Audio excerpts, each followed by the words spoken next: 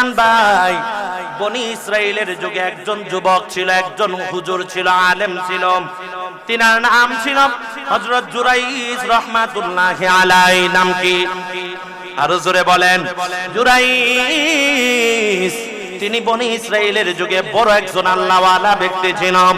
হে মুসলমান ভাই, জুরাইজ নামক ব্যক্তি তিনি অনেক ইবাদতকারী ছিল, তাহাজ্জুদ গুজারি ছিল।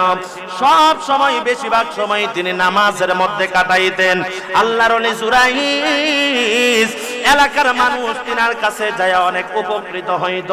মানুষের শরীর খারাপ, অসুস্থ হয়ে গেছে, বাড়ির মধ্যে ডাক্তারের কাছে যাইয়া ওষুধ খায়, কোনো ভালো হয় না। এই ডাক্তার ওই ডাক্তার, ওই ডাক্তার, এমন করে করে অনেক ডাক্তারের কাছে যায়, কিন্তু মানুষের শরীর ভালো হয় না। ওই মানুষটা যখন আল্লাহর ওলি জুরাইদের কাছে চইলা যাইত, ডাক দিয়া বলতো, হুজুর আমি বড় অসুখ, আমি বড় অসুস্থ, আমাকে একটা ফু দিয়া দেন।